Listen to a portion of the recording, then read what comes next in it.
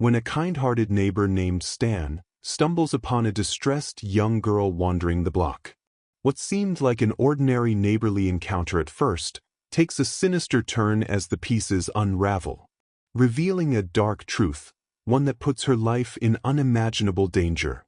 This is a story of compassion, resilience, and the relentless fight for justice. Before we dive in, let us know where you're watching from, and if you believe the truth should always come to light, be sure to like and subscribe for more. Stan didn't expect his Wednesday evening to deviate much from the ordinary routine. Come home from his shift at the local hardware store, set his lunch bag on the counter, sift through the mail, and settle into his modest armchair to watch something mindless on television. It was autumn, the orange dusk filtering through the thinning leaves outside his small, single-story home. As he turned off his car and stepped onto the sidewalk, he felt a chill wind wrap around him. The sidewalk was quiet except for a distant bark of a dog and the hum of a passing car. He liked this hour. It was the in-between time, when day melted into night, and he usually enjoyed the peace it brought. Little did he know that peace would soon be shattered by a chance encounter that would change several lives, including his, forever. He had just fished his house keys from his pocket when he saw a small figure near the end of the block. The figure was much too small to be wandering alone, especially at this hour. Stan paused, curiosity piqued, and watched the silhouette move under a dim street lamp. Unsure if he should intervene, he took a tentative step forward. There was something oddly desperate about how this child was pacing, how she paused every few steps as if frightened of being followed, and how her arms were folded tightly against her chest. Stan, who considered himself generally mild-mannered, felt a protective instinct awaken in him. He gently set his keys back in his coat pocket and began walking toward her. As he approached, the overhead light of the street lamp revealed more details. She wore a thin jacket, too thin for the dropping temperature, and her hair was messy, as if she'd been running her fingers through it nervously. Stan noticed her shoes were worn. One of the laces was undone, dragging slightly on the sidewalk. She looked up at him with wide, worried eyes that glimmered with tears. He recognized her from a few houses down. Her name was Mia, and she was around 10 years old. He had only ever seen her in passing, usually with her father, Ted, a man that rarely offered more than a cursory nod whenever Stan tried to greet him. Mia's mother, Susan, he recalled seeing maybe once or twice. Stan never gave them much thought before, but now, seeing Mia trembling under the street lamp, alarm bells clanged in his mind. "Are you all right?" Stan asked gently, his voice low so as not to startle her. She took a step back, then stopped. She opened her mouth as if to speak, but words failed her. She looked like a frightened animal caught in headlights. Her lips trembled, and she seemed on the verge of bursting into tears. Stan couldn't help but notice smudges on her jacket, possibly dirt or old stains. He wasn't entirely sure, but everything about her appearance rang of neglect or some urgent trouble. Mia finally whispered, "I can't go back home." Her voice was so small that Stan had to lean in to hear it. "He'll hurt me if I do." Stan's heart constricted. He wasn't sure if he had heard her correctly. "Who will hurt you?" he asked softly. She swallowed hard, looking around as though expecting someone to jump out from the shadows. "My dad," she replied. I told him I was going to run away, and he said if I tried to tell anybody about what he does, he'd make sure I'd never see anyone again." She stumbled over her words, eyes darting around. A leaf skittered across the pavement at her feet, and she jumped. Stan's pulse pounded in his ears. He knew enough about the world to understand that this was serious. No child that age would speak like this unless there was true fear behind it. In his mind, he wanted to think, maybe she's exaggerating. Maybe there's some misunderstanding. But looking into her tear-filled eyes, he couldn't ignore the raw desperation there. "Mia," Stan said, his voice calm but resolute, "you don't have to go back there if you're not safe. Let's get you somewhere warm first, and we'll figure out how to keep you safe." Mia glanced at him, uncertain but too desperate to refuse an adult's help. Stan offered his hand, And though she didn't take it, she stayed close to his side as he led her down the sidewalk toward his house. He could feel her trembling, as if each step was an act of courage she'd never summoned before. Stan kept scanning the quiet suburban street. The porch lights on the houses were beginning to turn on, but there was no sign of Ted or anybody else following them. When they finally arrived at Stan's front porch, he unlocked the door quickly. Inside, the living room lamp cast a warm glow on old furniture and shelves filled with half-finished model ships, Stan's hobby. He guided Mia to the sofa and gently removed his coat, draping it around her shoulders. "Wait here. I'll get you a glass of water, or would you prefer something else?" Mia blinked, as though the thought of a simple kindness like a glass of water was foreign to her. "Water? The water is fine," she said in a barely audible voice. Stan nodded, moving into the small kitchen, flicking the lights on. The overhead fluorescent buzzed gently as he poured water from the pitcher he kept in the fridge. His hands were shaking slightly. He reminded himself to stay calm. Something inside him sparked, a mixture of anger and empathy. He'd known neglect existed, he'd seen stories on the news, but to encounter it this close, to see that a girl on his own block was living in such fear, felt unreal and horrifying. Returning to the living room, he handed the glass to Mia, who clutched it with both hands and took small sips. She refused to meet his gaze at first, her eyes fixed on the floor. Then, in a voice slightly louder than before, she asked, "You're not going to tell him where I am, right?" Stan sat in the armchair across from her. "No, Mia. I promise, I want to help. But I need you to tell me what's going on. Why are you so scared of your dad? Has he hurt you?" The question stuck in his throat, but he forced it out. She shut her eyes, lips thinning, then nodded. Tears spilled down her cheeks. "He hits me when he's angry.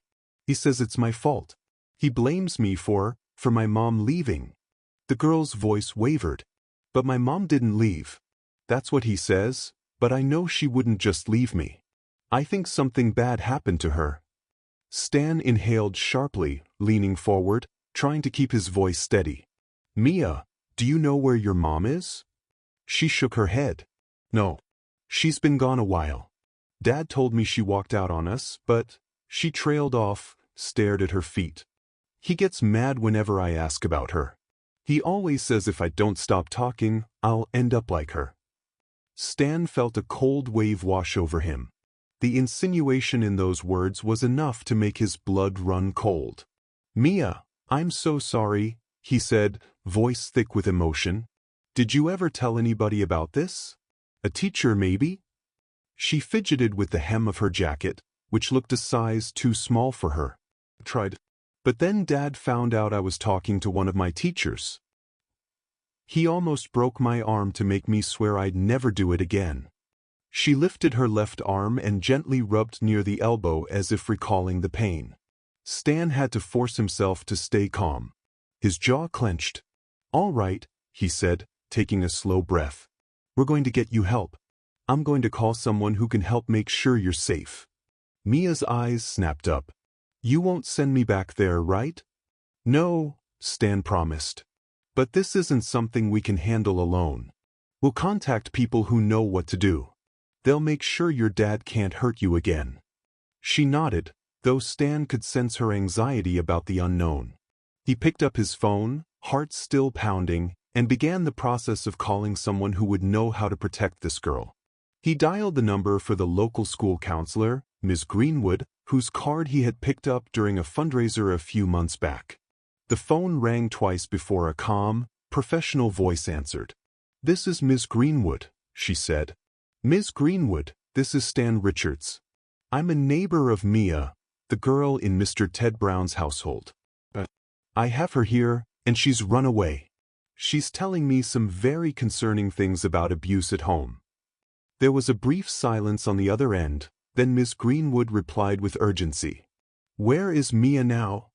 "She's here in my living room. She's safe. I want to make sure she stays that way." Ms. Greenwood's voice was measured, but Stan could hear the underlying tension. "You did the right thing by calling. I'll contact Child Protective Services immediately. They'll likely want to speak to you and Mia as soon as possible. Are you available to keep Mia safe until authorities arrive? Stan's eyes flicked toward the small figure on the sofa. She was clutching his coat around her shoulders, sipping water. Yes, absolutely. I'm not going anywhere. Good. I'll make the call now. Stay where you are. If Mia's father comes looking for her, don't open the door. Just call the police. Do you understand? Yes, I understand, Stan replied, feeling the magnitude of the situation sink further into his bones. Ms. Greenwood said she would be in touch, and Stan hung up. He turned to see Mia staring at him. She set the glass on the coffee table with trembling hands. Are they going to take me away? She asked, a tremor of fear in her voice. They're going to keep you safe? Stan explained gently. This might mean going somewhere your dad can't find you for a while, but I promise it's better than staying in a place where you're hurt. Tears welled up again in her eyes, but she didn't argue. She simply nodded. Over the next few minutes, Stan did his best to talk to her about mundane things, to keep her from dwelling too much on fear. He asked about her favorite shows, her favorite subjects in school.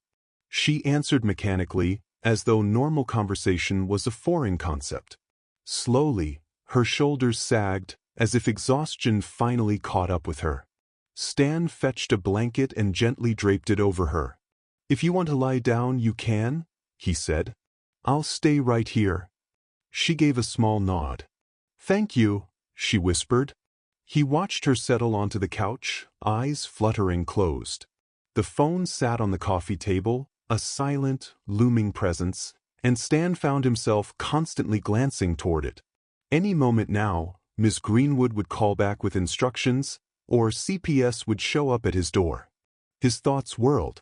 What if Ted found out where Mia was? Would he come banging on Stan's door, furious, violent? Stan knew he had a moral duty, and he was willing to face the consequences. But that didn't stop the pit of nerves forming in his stomach. A small voice at the back of his head said, "This is dangerous territory. You've gotten yourself involved in something big." But another, louder voice shouted back, "A child is in danger. Of course you do this. You have to." He listened to the hum of the overhead lights, the distant murmur of a TV from another house, and the soft breathing of Mia as she drifted into a restless sleep. Outside, darkness had fallen completely, and the wind rustled the branches of the old tree in Stan's front yard. After what felt like hours, though it was probably just 30 minutes, Stan's phone rang, jarring him. Mia's eyes snapped open, and she sat upright. "It's all right," Stan said, picking up the phone. The caller ID was Ms. Greenwood again. He answered quickly. "Stan, I reached Child Protective Services," Ms. Greenwood informed him. "They're coordinating with the police. An officer might arrive shortly, along with a CPS worker. I know this is a lot, but do you think Mia can speak to them about what happened?" Stan glanced at the girl, who had her knees pulled to her chest, wide-eyed. "We'll try," he said quietly. "She's scared, but I'm sure she'll do her best." Ms. Greenwood let out a measured sigh. "I'm glad she found you, Stan. Not everyone would step up the way you are. Hold tight. Help is on the way." "Thank you," Stan said, ending the call. He looked at Mia. "Officers and someone from CPS are coming. They'll ask some questions." Mia didn't move, just stared at him. Then she said, "Will they believe me?"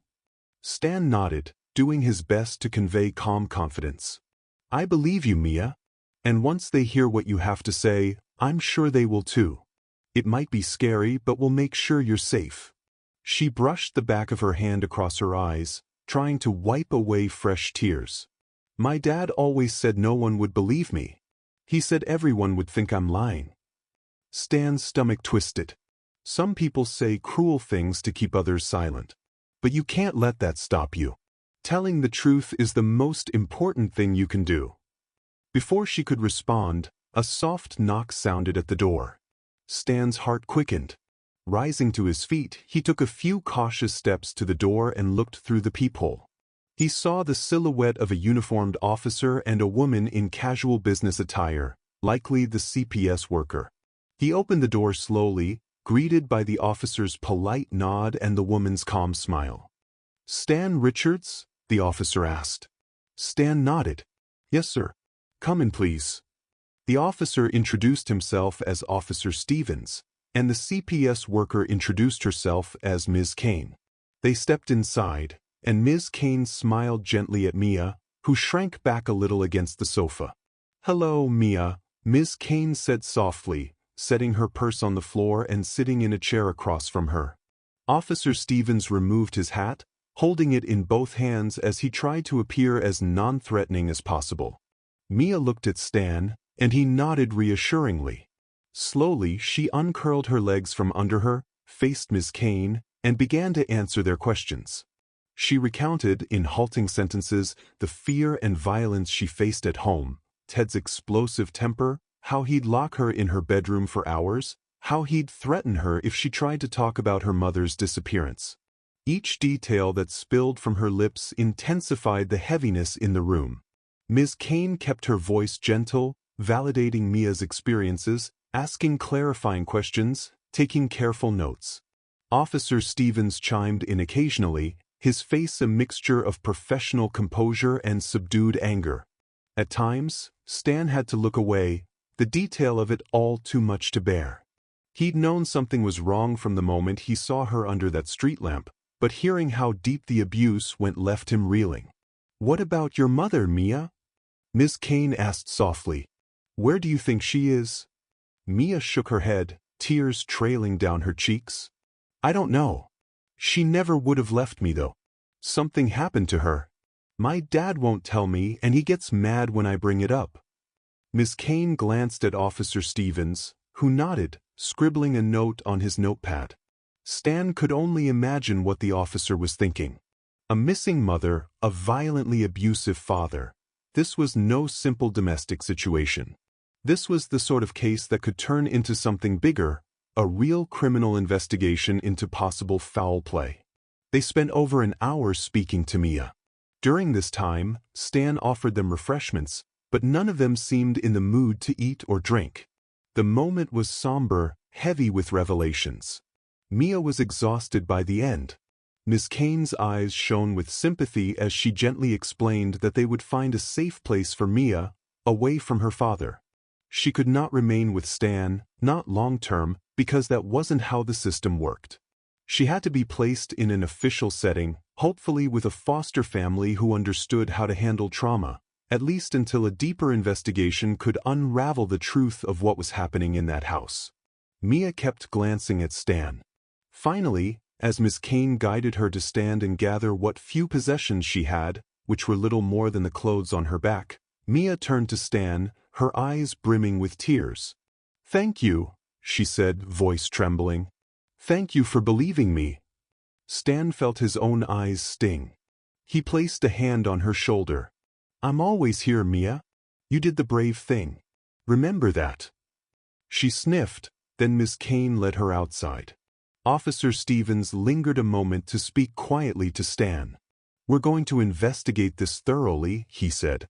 "By the sound of it, there may be a missing persons case here, possibly worse. For now, focus on your own safety. If Ted tries to contact you, or if you see him prowling around your house, call us immediately. Understand?" Stan nodded, throat tight. "Yes, sir." As the officer left, Stan stood in the doorway, heart heavy, watching the CPS worker help Mia into the back seat of a car. The vehicle pulled away from the curb, taillights disappearing into the night. Stan closed the door quietly, turning off the living room lamp. The space felt emptier than it ever had, like all the warmth had left with Mia. Alone in the silence, Stan slumped into his armchair, burying his face in his hands. For a while, he just sat there, grappling with the magnitude of what he'd started. He could do no less, but he wondered fleetingly if Mia had made it to him just in time or too late.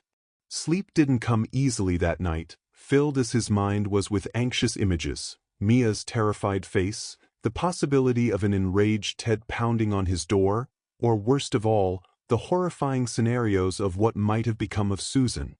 He drifted in and out of fitful slumber, only to wake in cold sweats, sometimes convinced he'd heard footsteps outside. Eventually, dawn broke, pale light filtering through the curtains. Stan rose from his bed with a groan, heading to the kitchen to brew a pot of coffee, determined to face the day with some semblance of resolve. His phone rang just as he sat down with his steaming mug of coffee. The number was unfamiliar. "Hello," Stan answered, bracing himself. "Mr. Richards? This is Detective Parker with the local police department. I was given your number by Officer Stevens. I'd like to come by later today if possible, to discuss Mia's situation and ask you a few questions." The voice on the other end was measured and calm. Stan swallowed, feeling a new wave of nerves. "Yes, of course. I'll be here. Thank you. I'll see you around noon." As soon as Stan hung up, the reality set in further. This was no casual inquiry. This detective wanted to know more about Mia, about her father, about how Stan got involved. He wondered if they had already questioned Ted. He pictured that looming figure, face twisted with anger, demanding to know who had snitched on him. Stan couldn't push away the dread creeping into his thoughts, but he reassured himself that he'd done the right thing. Even if Ted tried to cause problems, the law would be on Stan's side. He hoped. The hours crawled by slowly that morning. Stan tried to keep himself busy, tidying the house, doing a load of laundry, sorting some mail. But his mind kept drifting back to Mia. Where was she now? Was she with a temporary foster family, or a shelter? Was she safe? He yearned to check on her, but he knew the process well enough. CPS had to keep locations confidential for everyone's protection. So he waited, telling himself that the best way to help her was to cooperate fully with Detective Parker and see that the authorities brought Ted to justice if the allegations were substantiated. At noon sharp, a knock sounded at the door. Stan opened it to find a tall, clean-cut man in a dark suit. His posture was formal, but his eyes held a certain warmth that suggested he wasn't there to intimidate. "Detective Parker," the man introduced himself, extending a hand. Stan shook it. "Stan Richards, come on in." Detective Parker stepped inside, looking around briefly before focusing on Stan. "Thank you for meeting me. I appreciate your willingness to talk." He gestured to the couch. "May I?" "Of course," Stan said, taking a seat in his armchair. Detective Parker settled on the couch, pulling out a small notebook and pen. "I've reviewed the preliminary report from Officer Stevens and Ms. Kane. Quite serious allegations. Mia told them about her father's abuse, and also about her mother's unexplained disappearance. I understand you're the one who found her last night?" Stan nodded, recounting carefully how he'd found Mia wandering, how she was visibly upset and in need of help. He explained what Mia told him: the threats, the missing mother, the bruises, and the fear. Detective Parker listened intently, scribbling notes but also maintaining an unwavering gaze that seemed to drill deeper into Stan's testimony, as if seeking any detail that might help. "I see," the detective said once Stan finished. "Did Mia mention any specifics about how her father might have harmed her mother? Any direct accusations?" Stan shook his head. "Not directly. Just that she doesn't believe her mother would abandon her. She suspects something bad happened, and that her father's been lying. She also mentioned that he becomes violent whenever she brings up her mother's name." Detective Parker tapped his pen against his notebook. "Ted Brown. We've had no prior records of domestic violence for him, at least not officially. But that doesn't always mean much. People don't always report. The mother, Susan Brown, is currently marked as a missing person. The father claims she left voluntarily. No formal investigation has been launched until now because no one filed a missing person report. Ted apparently told neighbors and acquaintances that she just up and left him, and the neighbors assumed it was a family matter." Stan frowned. "I guess I was one of those neighbors. I barely knew them, but I did notice I hadn't seen Susan in a while. I should have asked questions." Detective Parker nodded grimly. Don't blame yourself. Many times these situations are hidden behind closed doors. At least Mia found you. That's what matters now. But this case has the potential to be more than child abuse. We're looking at the possibility of foul play regarding Susan's disappearance. A lump formed in Stan's throat. It was one thing to suspect it, and another to hear it confirmed by a detective. Mia's absolutely convinced her mother wouldn't leave. She said Ted threatened to make her disappear if she talked. Detective Parker's expression hardened. That aligns with some of the other statements she's given. We'll be questioning Ted soon, but these things can get tricky. We don't have solid evidence yet, just allegations. Child Protective Services is getting involved on the child abuse front, but we also need to look into the wife's disappearance. We'll need time to gather more evidence, talk to neighbors, see if anyone else noticed suspicious behavior. Stan laced his fingers together, the tension in his shoulders intensifying. Let me know if there's anything I can do to help. I just want Mia to be safe. Your willingness to testify to what Mia told you is a start, Detective Parker said. Mia is a minor, so corroborating witnesses can be crucial. If there are signs of physical abuse, that'll help.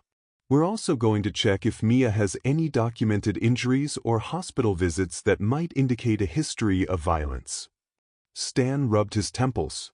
I just hate thinking about how long she's been going through this without anyone stepping in. I'm glad I found her when I did. Detective Parker closed his notebook and offered a small, sympathetic smile. You did good, Stan. But be careful.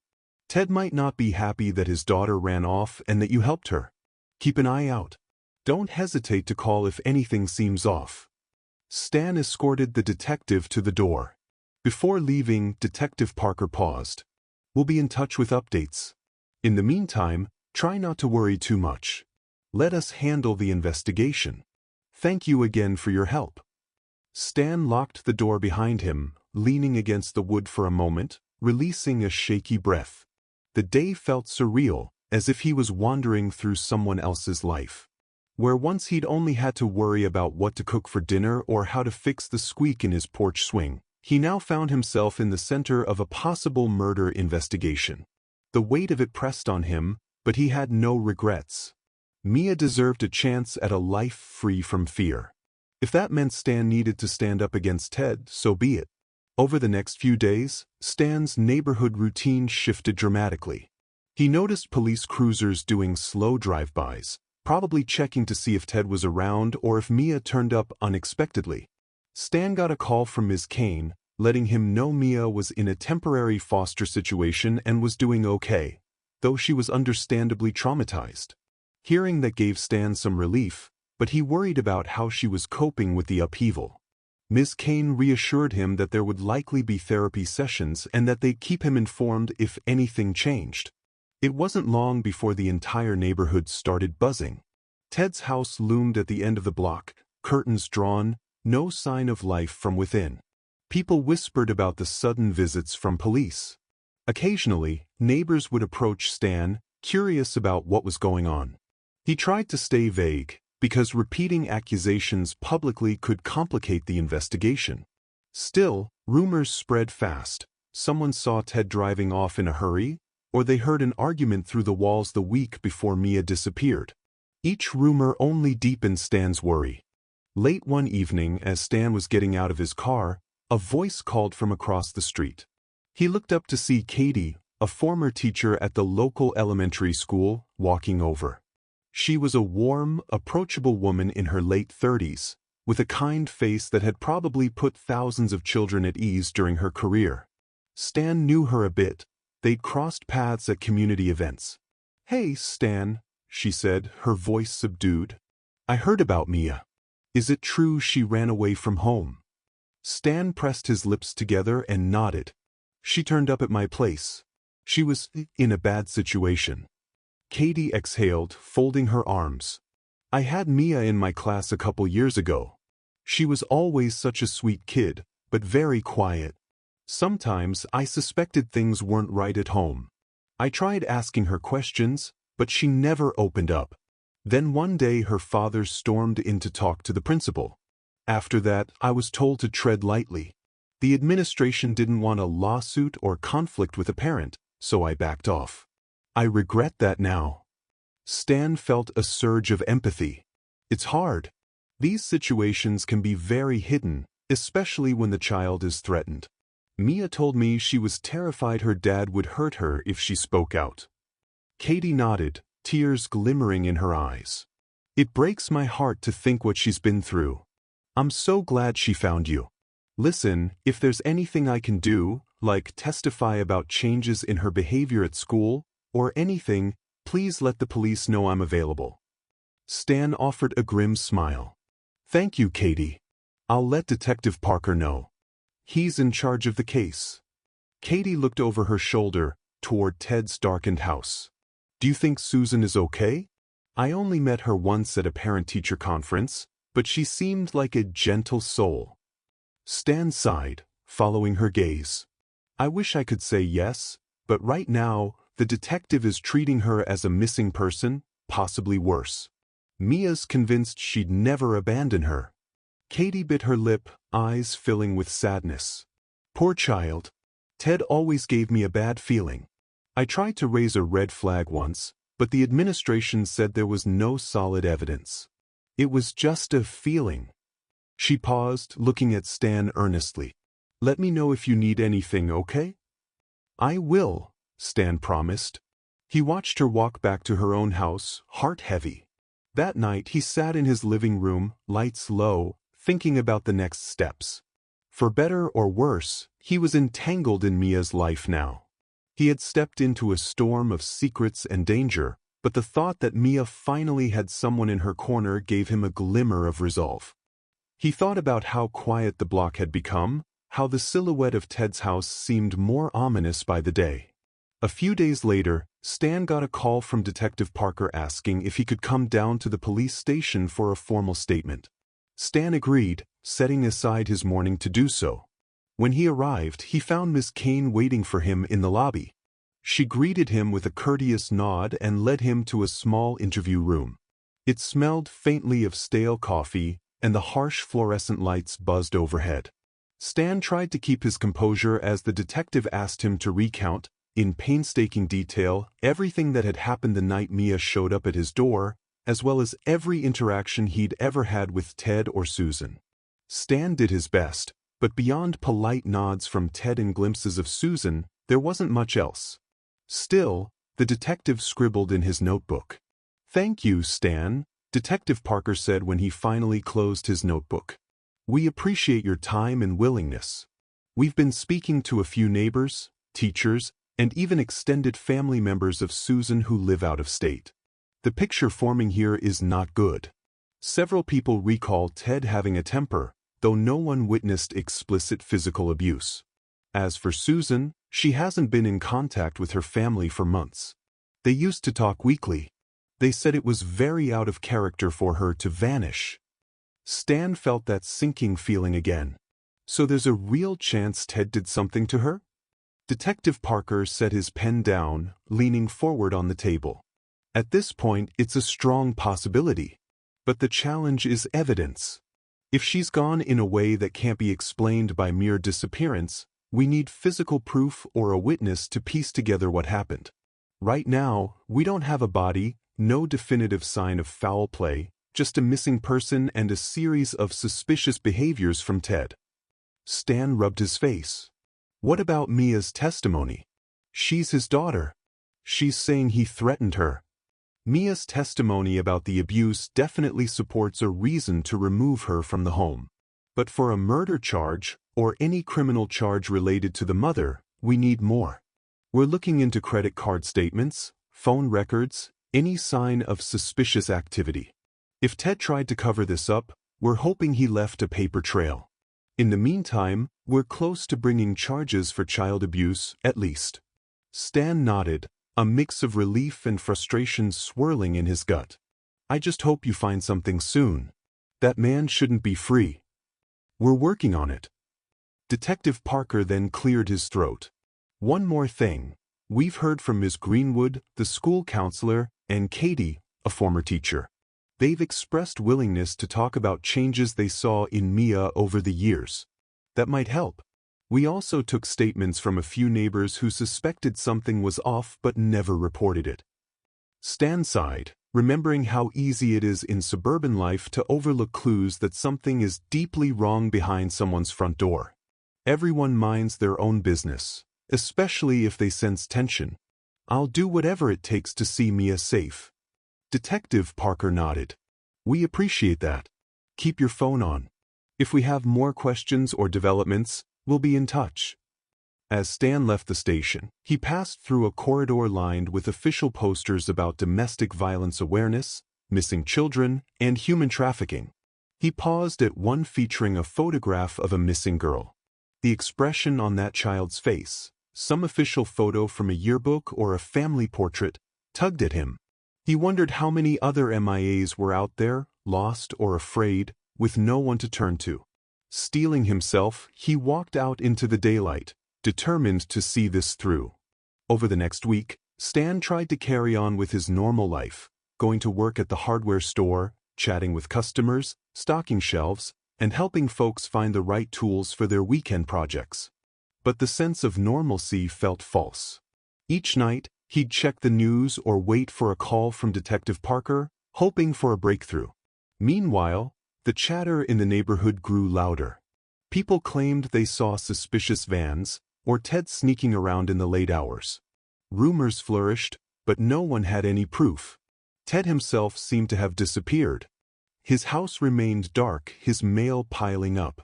One afternoon, Stan returned home to find a battered sedan parked in front of Ted's house. A man wearing a jacket with a police insignia stood by the front door, knocking. Stan kept his distance, just watching. Eventually, the man sighed, walked back to the sedan, and drove off. Stan guessed it was likely a detective or an officer trying to serve a subpoena or ask Ted more questions. Ted was nowhere to be found. The following day, as Stan was preparing to close up the hardware store, Detective Parker called.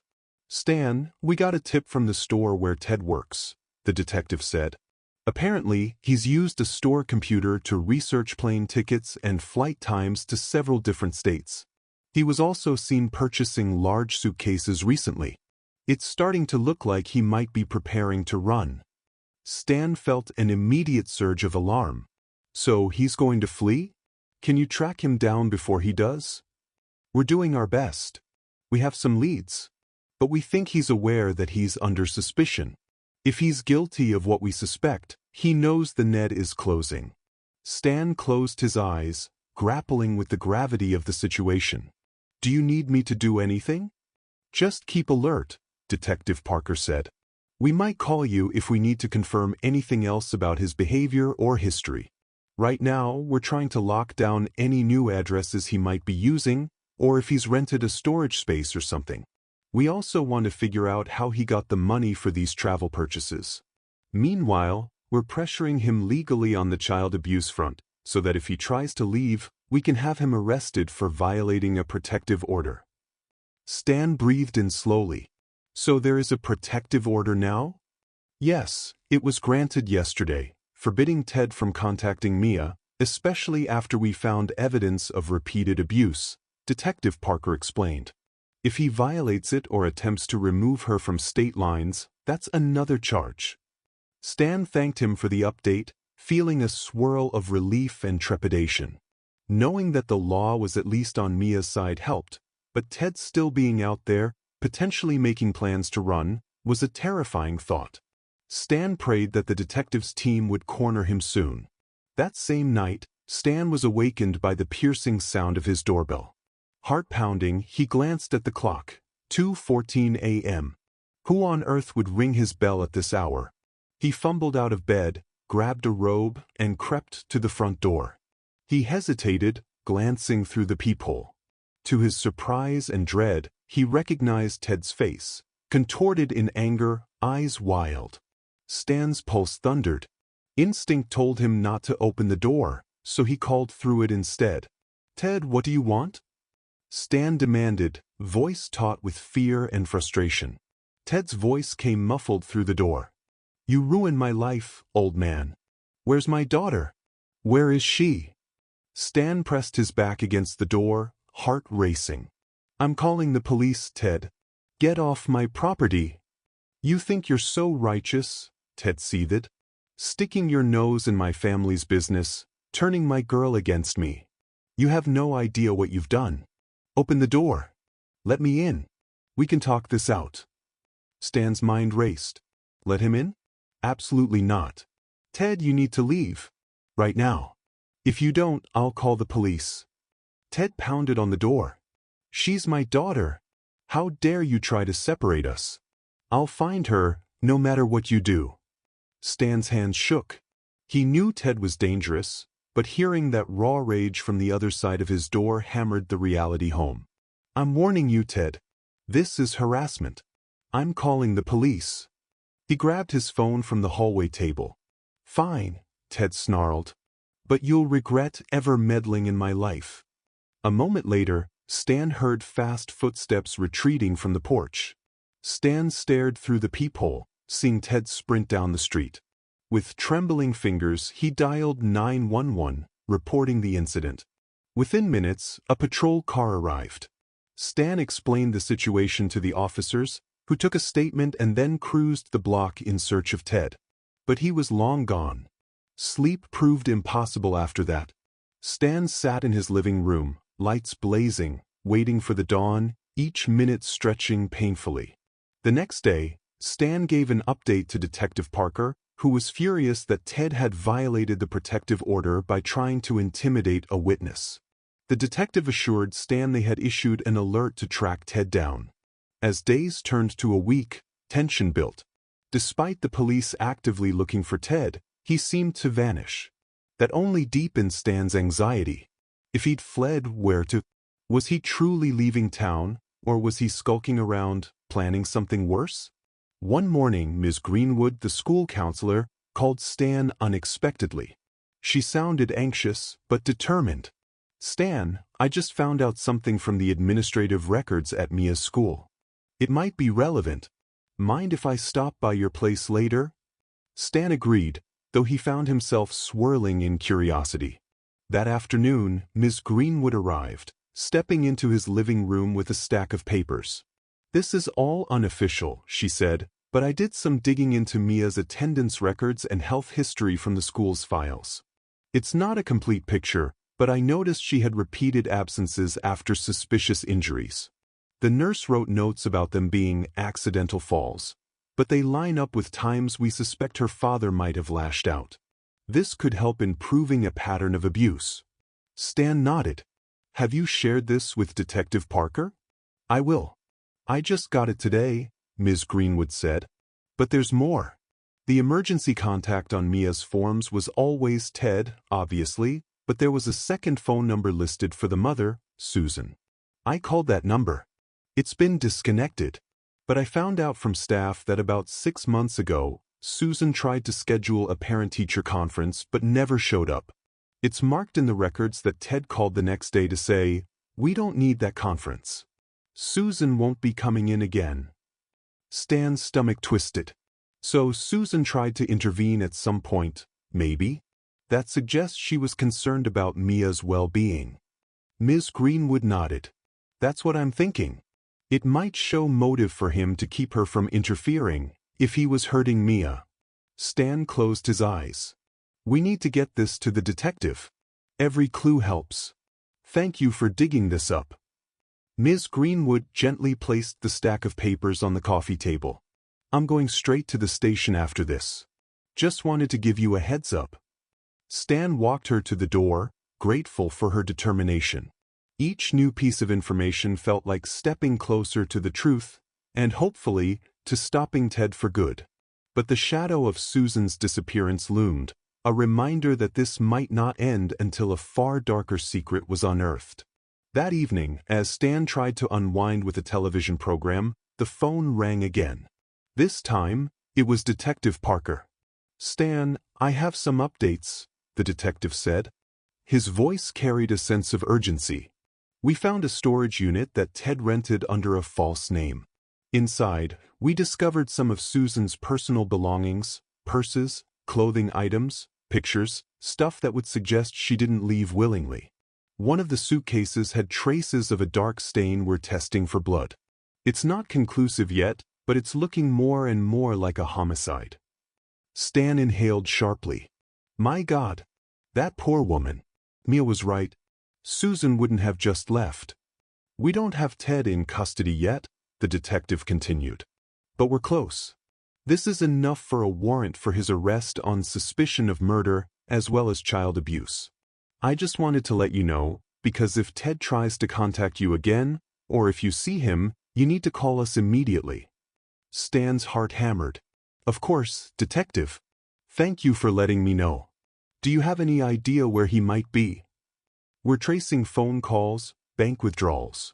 He's avoided using his own accounts, but we suspect he might be paying in cash somewhere. If we get a lead, we'll move in. Stay safe, Stan said, a lump in his throat. You too, Detective Parker replied, then hung up. Stan set the phone down, feeling both relief and dread coiling inside him. If the police were certain enough to charge Ted with murder, it meant Susan was almost certainly gone forever. He closed his eyes, imagining Mia discovering that her mother was never coming back, that the father she lived with had likely taken her mother's life. The tragedy was monumental. The next few days were a blur of tension and anticipation. The local news ran a segment about a man wanted for questioning in the disappearance of his wife. They didn't name Mia because she was a minor, but everyone in the neighborhood knew who it was about. Some neighbors called Stan, expressing shock or asking if he'd heard anything. Stan repeated what he could, though details about the homicide investigation were best left to the police. Meanwhile, Stan couldn't help but worry about Mia. He knew she was in foster care, probably seeing counselors, but he had no direct contact. All he could do was trust that the system was protecting her. One cloudy afternoon, Stan stepped outside to water the wilting chrysanthemums in his front yard. He heard a voice call his name. Looking up, he saw Katie, the former teacher, waving from across the street. She jogged over, face pinched with concern. Stan, you got a minute?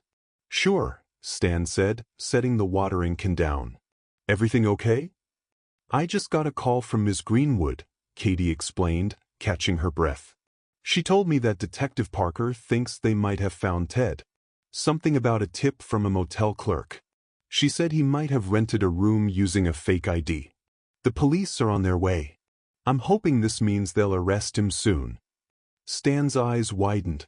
That's good. Maybe this nightmare will be over. At least for Mia. Katie fidgeted with her hands. I can't stop thinking about that poor child. She's probably so scared. If they can finally arrest Ted, maybe she'll have some closure about her mom. Stan nodded solemnly. It won't bring her mother back, but at least she'll know people believed her and that justice is being served. That counts for something. Katie smiled sadly. Yeah, it does. I just wanted to let you know. We'll see if the police confirm it soon. She patted Stan's arm, then headed back home. Stan felt a small spark of hope. If Ted was caught, maybe he'd confess, or maybe they'd discover more damning evidence that would seal his fate. Either way, Mia could finally be safe from the specter of her father returning to claim her. That night, Stan lay in bed, unable to sleep once again. He stared at the ceiling fan spinning overhead, the light from a street lamp casting faint shadows across the walls. Every so often, a car passed outside, and his heart lurched, worried it might be Ted returning. But the house remained quiet. At some point, Stan drifted off into a fitful doze, haunted by fragments of nightmares involving shadowy figures, muffled screams, and Mia's tear-stained face begging for help. He awoke the next morning to a call from Detective Parker. The detective's tone was different, urgent but triumphant. Stan, we got him. Ted Brown was arrested last night at a motel off the interstate. He tried to use a fake ID, and the clerk recognized him from the news. We have him in custody now. Relief crashed over Stan like a wave. He let out a long breath. Thank God. So now what happens? We'll interrogate him. We're building the case for Susan's murder. There's a lot of circumstantial evidence. We have to see if we can get him to confess, or if we can find more direct evidence connecting him. The child abuse charges are straightforward. Mia's statements and the physical evidence of her injuries are compelling. We're coordinating with the DA to ensure we proceed effectively. Stan felt tears prick at his eyes. He thought about Mia's nightmare potentially ending. "Thank you, Detective. I know it's your job, but still, this means so much to that little girl. We're just glad we caught him before he could run." "I'll keep you posted on developments," Detective Parker said. Stan hung up, feeling the tension in his neck and shoulders begin to ebb. Though a trial lay ahead, at least Ted could no longer roam free. The man who had terrorized his family, likely murdering his wife, definitely abusing his daughter, was finally behind bars. Stan sank into his couch, staring at the ceiling, whispering a quiet prayer of thanks that Mia was out of harm's reach. News of Ted's arrest spread quickly. Within a day, local networks broadcasted the story, "Father of missing woman arrested on suspicion of murder." They mentioned that Child Protective Services had removed a minor from the home due to allegations of abuse. Stan's phone lit up with calls from neighbors, friends, even his boss at the hardware store. Many congratulated him for stepping in. He felt a bit uncomfortable with the praise, insisting he just did what anyone should do if they found a frightened child. But inwardly, he felt gratitude that Mia's voice had finally been heard. In the following days, Detective Parker reached out again, explaining that charges were being filed: murder, child abuse, and endangerment. The DA was preparing the case. There was physical evidence from the storage unit, including the stained suitcase and Susan's personal belongings, and an emerging trail of Ted's suspicious credit card activities leading up to her disappearance. On top of that, Mia's testimony of domestic abuse added weight to the case's narrative. Ted was a violent man capable of serious harm. The detective also mentioned there might be a need for Stan to testify at trial, explaining how Mia came to him and what she disclosed. Stan agreed, though the idea of speaking in a courtroom, facing Ted across the room, made him uneasy. He'd never even served jury duty, let alone testified in a murder trial. But he couldn't back away. Not now. He owed it to Mia and to Susan's memory to see it through. Weeks rolled by in a blur as the legal system churned. Stan cooperated whenever asked. He provided a formal affidavit about Mia's statements and was prepped by the prosecution on what to expect if called to the stand. Meanwhile, child welfare court proceedings took place to ensure Mia remained protected. Katie was also approached to testify about Mia's behavioral changes and the suspicious pattern of injuries. Ms. Greenwood compiled the school records documenting Mia's absences and injuries. Detective Parker continued to coordinate everything, bridging the police investigation with the DA's office. Finally, the trial date arrived. The courthouse was a tall, imposing structure in the center of town. On the morning Stan was scheduled to testify, he paced the hallway outside the courtroom, occasionally peeking inside at the formal proceedings. He saw Ted seated next to his defense attorney, looking thinner than before, hair unkempt, wearing a wrinkled collared shirt. The prosecution had lined up witnesses, forensics experts who explained the evidence from the storage unit, neighbors who testified to Ted's volatile temper, and eventually, Stan himself. When Stan took the stand, his palms were sweaty, and his mouth felt dry. The prosecutor guided him through his account of how Mia arrived at his house that night, what she said, and how terrified she was of her father. He carefully recounted the conversation where Mia revealed her suspicion that her mother hadn't simply run away, but might have been harmed by Ted. The defense attorney tried to poke holes, implying Stan was just repeating a child's story, questioning the reliability of a traumatized minor. Stan stuck to the facts, calmly insisting that he believed Mia had every reason to be afraid, and that no child would invent such detailed terror without cause. Later, Katie testified about Mia's behavior changes over the years, linking them to possible abuse. Ms. Greenwood brought the attendance and nurse records, painting a pattern of consistent, suspicious injuries. Medical professionals testified about bruises on Mia's arms and back consistent with physical assault. Detective Parker presented the forensics from the storage unit, the credit card statements, and the suspicious flight searches. Bit by bit, the prosecution laid out a chilling narrative. Ted abused his wife and daughter, eventually killing his wife and disposing of her body. Though they still lacked Susan's remains, the circumstantial evidence was powerful. Mia herself was called to testify, though her testimony was closed to the public due to her age. Stan only heard secondhand that it was a heart-rending session. She fought tears, describing the abuse, detailing her father's threats, and sharing how he told her she'd end up just like her mother if she spoke out. The judge allowed some of her recorded testimony as well, to spare her from prolonged cross-examination. Even the defense attorney seemed uneasy cross-examining a terrified 12-year-old. Word around the courtroom was that Mia's composure and clarity when recounting the abuse left few dry eyes among the jurors.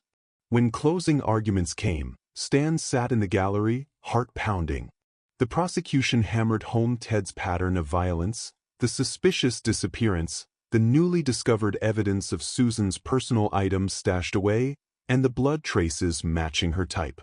They portrayed Mia as a credible, brave child who risked her life to tell the truth.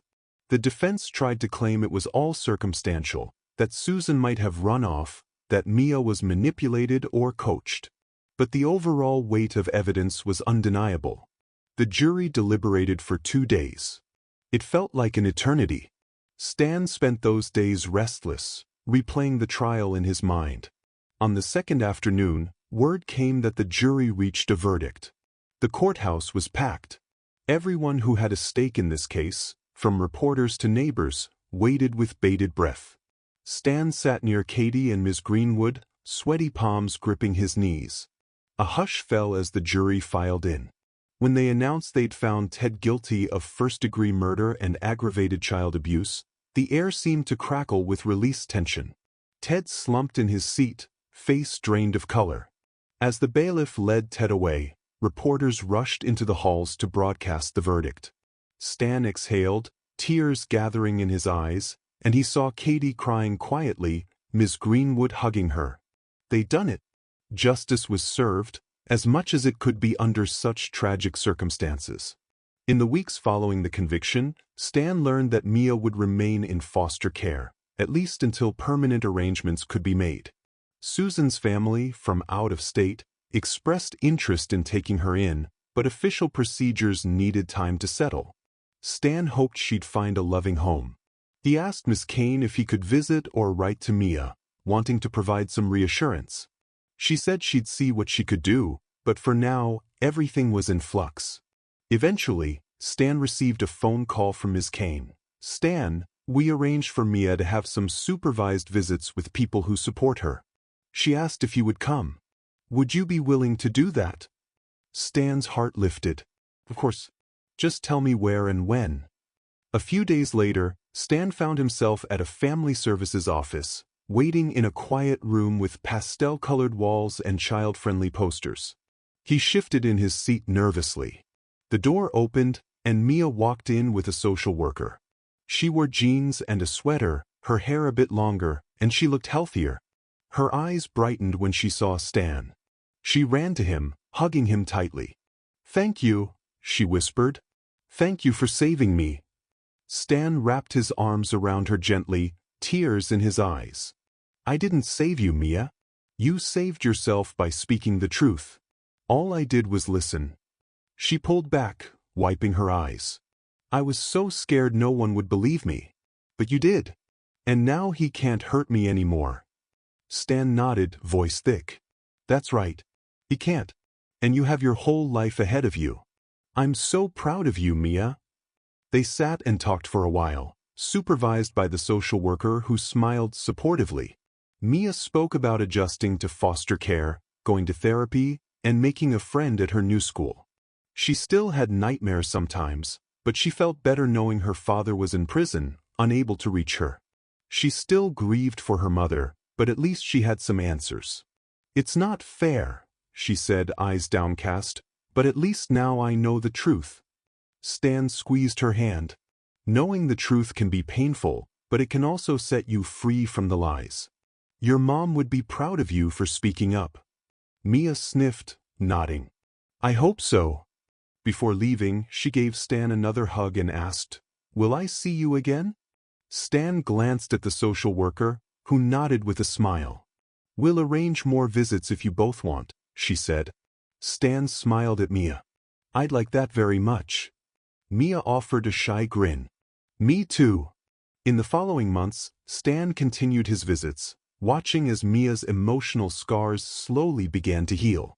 She still had a long road ahead, but she was surrounded by caring professionals, possible relatives, and an entire community that had learned a lesson about paying attention to red flags. Katie helped tutor her, Ms. Greenwood checked in regularly, Detective Parker even stopped by once to see how she was doing. The once quiet girl who roamed the streets at night was now blossoming into a stronger, more confident version of herself, determined never to let anyone hurt her again. For Stan, life settled back into a semblance of normalcy, but he was changed forever. The humdrum existence he'd once known now carried a sense of purpose and watchfulness. He'd grown closer to his neighbors, especially Katie, forging connections in the wake of tragedy. He found himself more attuned to subtle signs of distress in those around him. He didn't blame himself for not noticing earlier. He understood how skillfully abusers hide their behavior, but he knew he'd never turn a blind eye again. The day finally came when Mia left foster care to go live with an aunt and uncle in a neighboring state. They had passed the background checks and shown genuine love for Mia's well-being. Stan felt both relief and sadness at the news. On her last day in town, he got one final supervised visit with her at the family services office. She wore a new outfit, her hair pulled back with a bright ribbon, looking more like a typical 12-year-old and less like a traumatized child. I'm going to miss you, Mia said, eyes shimmering. Stan's voice caught in his throat. I'll miss you too. But this is a new beginning for you. Your aunt and uncle seem like good people. You deserve a family who loves you and keeps you safe. She nodded, fiddling with her hands. They're nice. I'm nervous about a new school, but I'll be okay. She paused, then asked in a small voice, Will I ever see you again? Stan wished he could promise yes. I hope so, he said gently. Maybe once you're settled in, we can arrange a visit or video call. She brightened a bit, nodding. I'd like that. As they stood to say goodbye, she clutched his arm. Thank you. For believing me. For everything. Stan pulled her into a hug. You never have to thank me, Mia. You're brave and you're strong. And you're going to have a beautiful life. Tears tracked down her cheeks as she pulled away. She waved one last time, then walked out the door with the social worker. Stan stood there, an ache in his chest, but also a profound sense of pride and relief. Mia was safe. She was free. That was all he ever wanted. In the months that followed, Stan occasionally got updates from Miss Kane. Mia was adjusting well, attending therapy, making friends. She still struggled with grief over her mother, but she was coping, growing stronger each day. Meanwhile, Ted sat in prison, serving a life sentence without the possibility of parole. Justice had been served as much as the law could allow, though it could never bring Susan back. Through it all, Stan never forgot the night Mia first knocked on his door, terrified and alone. He'd replay that moment sometimes, reminded of the hush of the block, the trembling in her voice, the hopelessness in her eyes. And then he'd remember the court verdict, her smile as she began to heal, and the power of a single act of belief that turned the tide for one frightened child. When he thought about it like that, he realized it was never really a choice at all. Compassion was the only path that made sense. And in the end, the truth had come out, ugly, painful, and irrevocably devastating for some, but at least it allowed Mia to break free from the lies and terror that had haunted her childhood. In a quiet moment, months after Mia left, Stan sat on his porch with a cup of coffee, gazing at the stars. The neighborhood was calm again, the kind of tranquil evening that he used to take for granted. He realized how much had changed within him. He felt older, wiser, sadder, but also more compassionate, more aware, and more connected to the people around him. It was as if Mia had awakened something in him, something that recognized how easily horrors can hide in plain sight, and how crucial it is to stand up for the vulnerable. A slight breeze rustled the leaves of the old tree in his front yard. The porch light glowed softly, casting a warm circle around him. He thought of Mia, perhaps looking up at the same stars from her new home, hopefully feeling safe and loved. He hoped she felt free to enjoy a simple, peaceful night without the weight of fear. He wondered if she ever gazed at the sky and remembered the man who had believed her when no one else would. A gentle sadness touched him, but it was overlaid with a quiet triumph. Sometimes the truth is painful, but it must come to light. That single principle guided him to open his door, open his heart, and help a child in need. And he'd do it all over again in a heartbeat. The thought brought a small smile to his lips as he sipped his coffee, letting the cool night air fill his lungs. Tomorrow was a new day, and life went on. Hopefully better, safer, and more just for one special girl named Mia. Soon, he heard the soft murmur of footsteps behind him. He turned and saw Katie stepping onto his porch, a gentle smile on her face. "Couldn't sleep?" she asked quietly. Stan shook his head. "Just reflecting." She nodded, pulling up a chair beside him. "Me too. Sometimes I think about Mia and how brave she was. A child shouldn't have to be that brave." Stan reached over, gave Katie's hand a comforting squeeze. "But she was, and she still is. And that courage saved her life." Katie blinked away tears. "I hope she's happy where she is. I hope her mother's family knows how lucky they are to have her." "I'm sure they do," Stan replied. "She's one special girl. She's been through so much, but I truly believe she'll come out stronger on the other side." Katie exhaled, leaning back, looking at the stars. "I guess that's all we can hope for, right?" Stan nodded, gazing at the expanse of the night sky. "Yeah. That, and that the next time we see something that doesn't seem right, we won't hesitate. None of us." They sat in comfortable silence for a while, two neighbors who'd become friends through a shared determination to protect a child. The sweet hush of the suburban street enveloped them, no longer the eerie quiet that once hid dark secrets, but a peaceful lull that spoke of safety, healing, and second chances. Over time, the neighborhood's routine resumed, the seasons changed, and people moved on with their lives. But the lessons remained etched into the hearts of those who knew Mia's story, that compassion can change a life, that truth must be heard no matter the cost, and that the powerless can find courage when they have someone to believe in them. In the end, Mia's tragedy illuminated the path toward justice, not just for her, but for anyone who might find themselves in danger and needing a caring ear. The ramifications rippled through the community, inspiring teachers like Katie to speak up even if it meant clashing with administration, prompting neighbors to check in on each other, and reminding ordinary folk like Stan that a seemingly minor act of kindness, opening a door, asking a question, making a phone call, could save a life. And as Stan and Katie sat beneath the quiet stars, sipping warm drinks in the glow of a porch light, they reflected on the strange, winding journey that had brought them to this moment. A journey that began with a frightened child under a street lamp, ended with a trial, and continued with the first steps of a new life for a brave girl named Mia. The conflict that once saturated the air, shadowing every corner of the block, was finally over. In its aftermath, hearts were changed, relationships forged, and the flickering hope of renewed trust in one another shone brighter than it ever had before. The story might have been born out of betrayal, violence, and sorrow, but its resolution promised a future shaped by resilience, empathy, and the unwavering conviction that the truth, no matter how dark, should always come to light.